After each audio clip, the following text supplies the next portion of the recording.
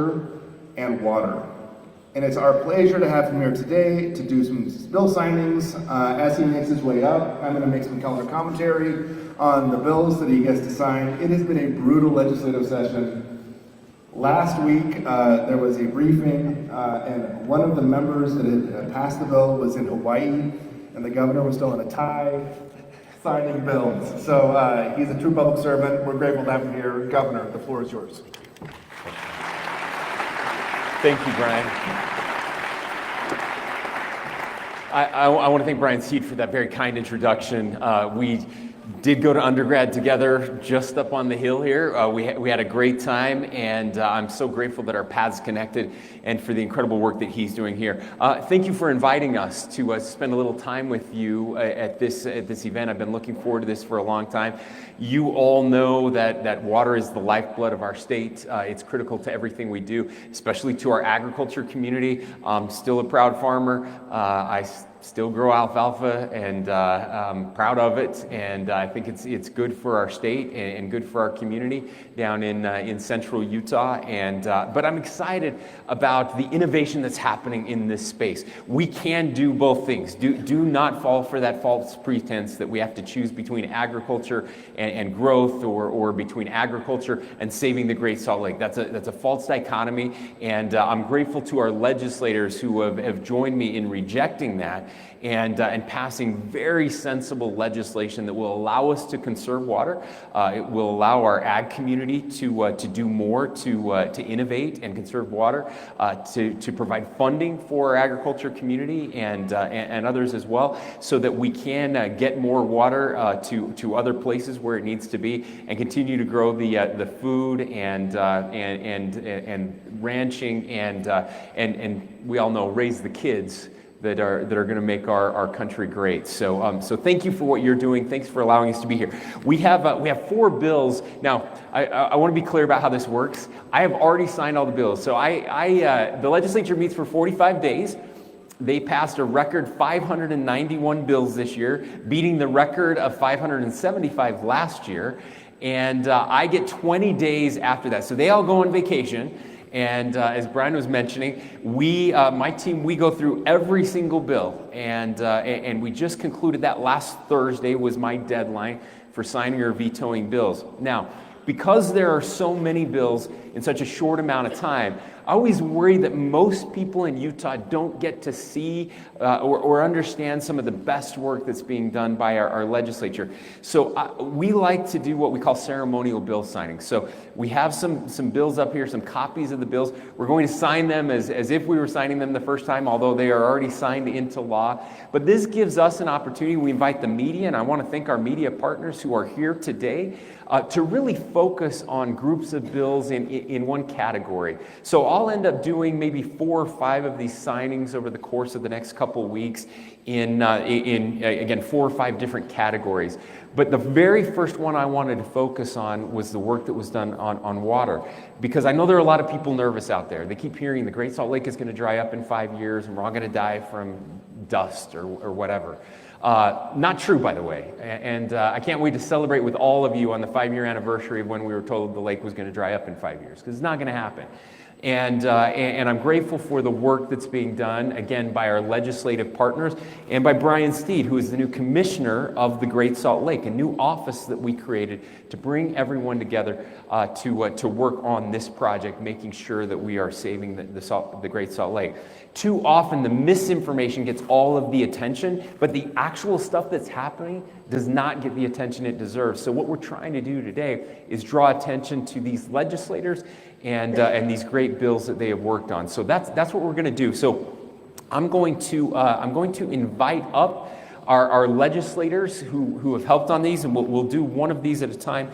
We're going to start with House Bill 280, water-related changes. The chief sponsor was Casey Snyder, and the Senate sponsor was Scott Sandel. So you're going to get a lot of these two today. This is the Snyder and the Sandel show.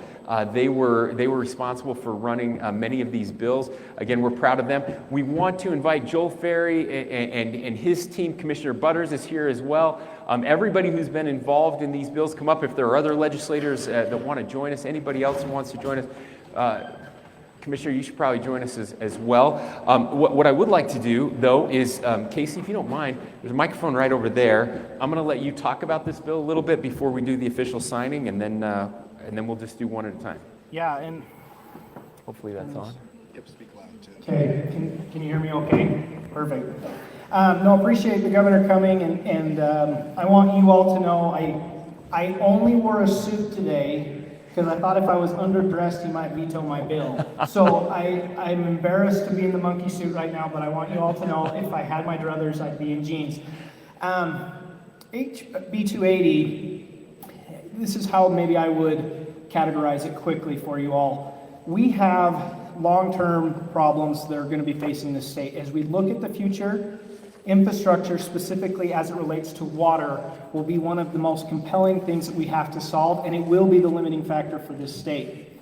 This bill establishes an infrastructure fund looking at that, and then a series of studies that look at resolving some of the bigger issues long-term. Initially, it started as a big try, but as you all know, steers try, and we had to scale it back quite a bit to get it to where it is now. But it's not as good as it once was, but it is good enough for a governor's signature, so thank you.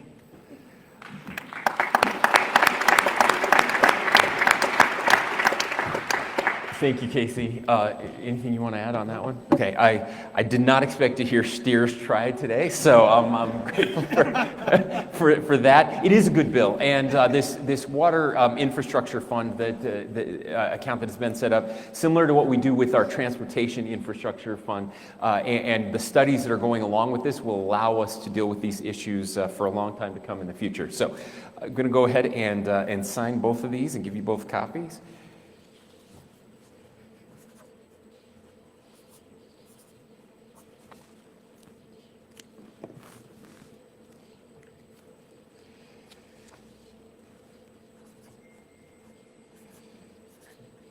All right.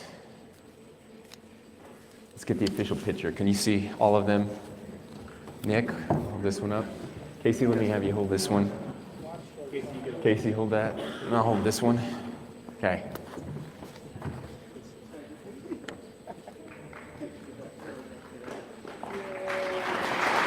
All right. Okay, the next bill, Representative Snyder, I'm going to have you talk about this one as well. This is HB 453. Yeah. Thank you. I'd actually like to, before I start, Governor, if I could, invite Ed Dowling with Compass Minerals to join us up here, if you wouldn't mind. Yes, Ed, come join us. So many of you have heard the last little bit, there has been quite a bit of discussion about water in the Great Salt Lake and what happens to water that is saved by all of us up here and as it finds its way into the Great Salt Lake. And there was some lack of clarity as to how that water could be used and lack of clarity as to what potentially the end of the Great Salt Lake could look like.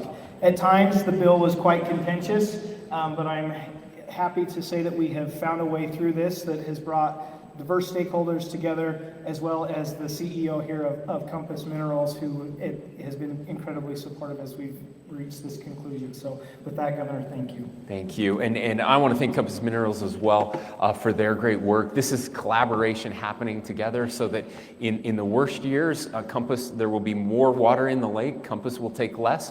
And as the lake continues to rise, as it's going to do this year, then it will be beneficial to the mineral companies that have an opportunity to help grow the usage of these minerals that are more important now than they've ever been, I think, in our lifetimes. As more and more electric vehicles and batteries are being built, the lithium that's there is going to make a huge difference economically to our state as well. So this is a real win-win, and we'll go ahead and sign HB 43.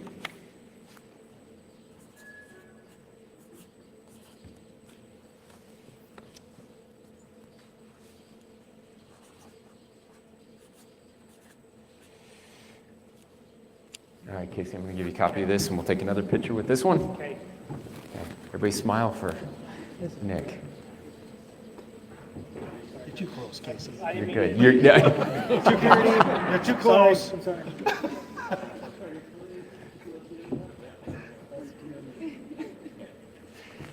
We always have to worry about Casey. All right, the next one up is Senate Bill 18, water modifications, and Senator Sandal's going to tell us more about this one. Thank you, Governor.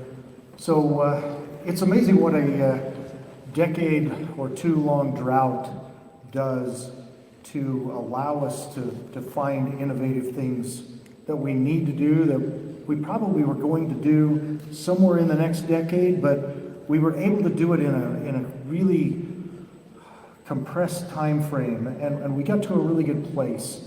Senate Bill 18 is a continuation of what we began in the 2023 session when, if you will remember, we had historic low water reservoirs. We had a number of things that were really concerning to us. We also had an amazing budget year in the state of Utah. And we found a way to set aside $200 million in ag water optimization. Now, the problem is there was a disincentive for those water users to save the water and then possibly lose the right to the water. And that was a very hard thing for them to understand, and I can see their point. Their lifetime, their generational water right, as they participated and saved that water, then they would lose that water right. So we began the process in ag water optimization to allow saved water to be a beneficial use. We did it in a short time frame in the 2023 session. I want to thank the ag community who really got on board quickly and understood that this was a great change, that saved water then could now be a benefit for them to continue to make changes in their ag water irrigation techniques. We can move from something that we've done for 100 years to something that's better. And as we do that, they will be allowed to have that saved water to monetize, to go to beneficial use for their generations, and to continue to perpetuate this building out of surge irrigation, of drip irrigation, all of those things that we can do to participate. What Senate Bill 18 did was take that from just ag water optimization and turn it to all of agricultural water, which now can be saved and held in a beneficial use. This is a generational shift that will allow agriculture to continue to be a vibrant part of what we're doing in the state of Utah, to grow crops that we need, and I believe eventually to allow 50% of that water to go to other beneficial uses. So thank you, Governor. Yeah, thank you, Senator. Look, this is you said generational. I think it's more than generational. I mean, this is changing the water law from the very beginning of our state, even before we were a state. This idea, this disincentive, this use it or lose it, right, incentive that we've had in the past.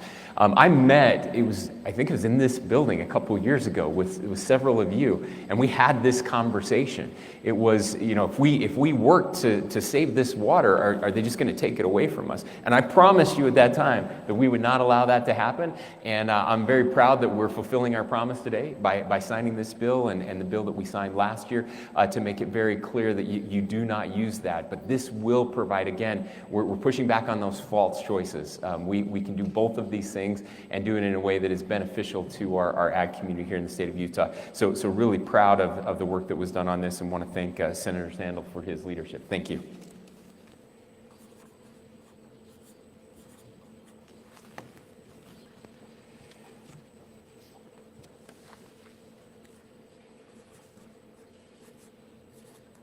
All right, Senator, here's your copy. Let's get a picture here.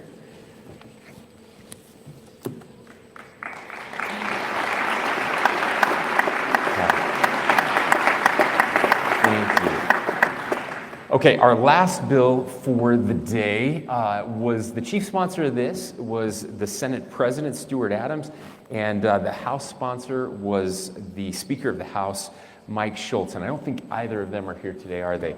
So Joel's going to talk to this one. Joel Ferry, we'll turn the mic over to you. Thank you. Thank you, Governor. I just want to point out, well, two things. Thank you for coming to Northern Utah. I know you love, you're an Aggie, as am I, and as are several of us up here on the stage. So we love it up here. Thank you. And number two, when you look at the folks on this stage, truly we are looking out for the water of the state of Utah. You've got state engineer, director of forestry, fire and state lands, director of water resources, our commissioner of agriculture, president of Farm Bureau, commissioner of the Great Salt Lake, and 2 legislators that have dedicated countless hours, enormous amount of time focused on this very important issue of water in the state of Utah. And SB 211 is a culmination of that. There's been mention of generational water. That is what this bill is. It's looking at that generational, long-term, 50 to 75 years out. When we think about how do we plan for our future, think about our forefathers that had that vision to make the investment and to sacrifice. We benefit from the works that were done generations ago. And this bill sets in place that forward-looking opportunity for us to make those investments today, to focus on conservation, to focus on working together. And it does 2 important things. It directs the state and the major water districts to get together to form a water council. And they will be focused on that long-term vision. It also sets forth and creates the office, or a water agent for the state of Utah. And this individual will be tasked with working with other government entities, other outside parties, to try to help us solve and to make sure that we have water in the state of Utah.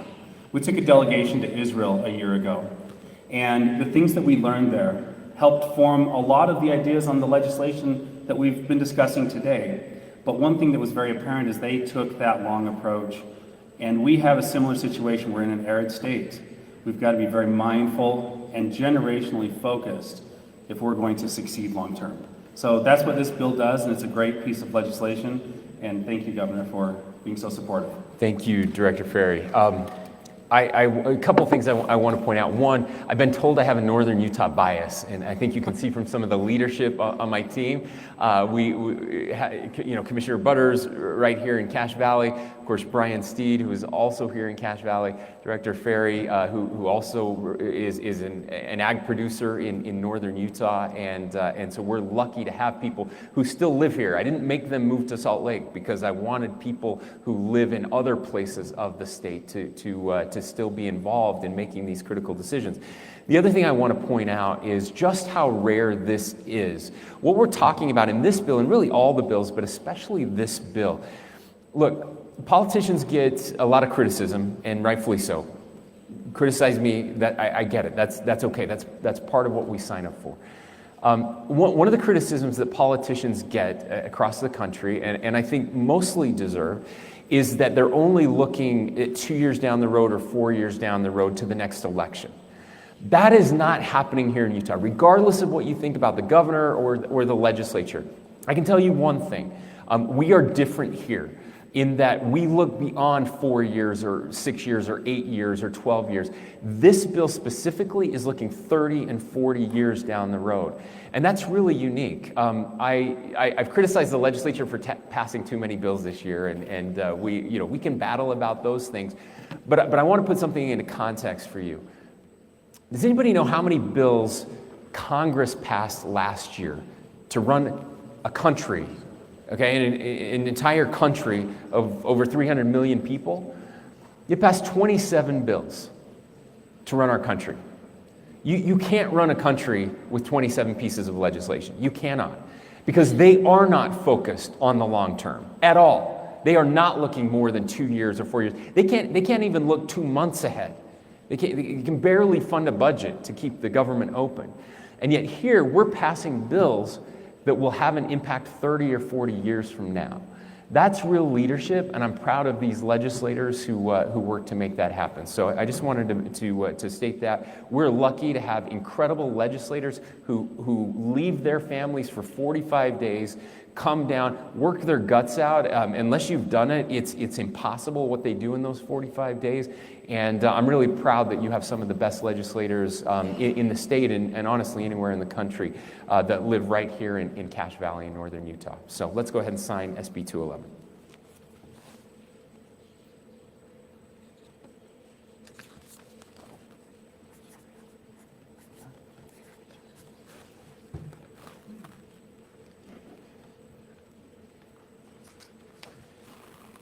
Joel, I'm going to let you hold this one.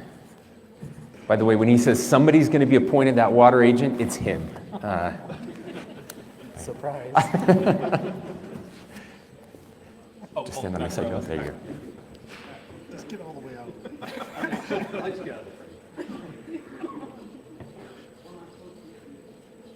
All right, one last round of applause. Thank you, everyone.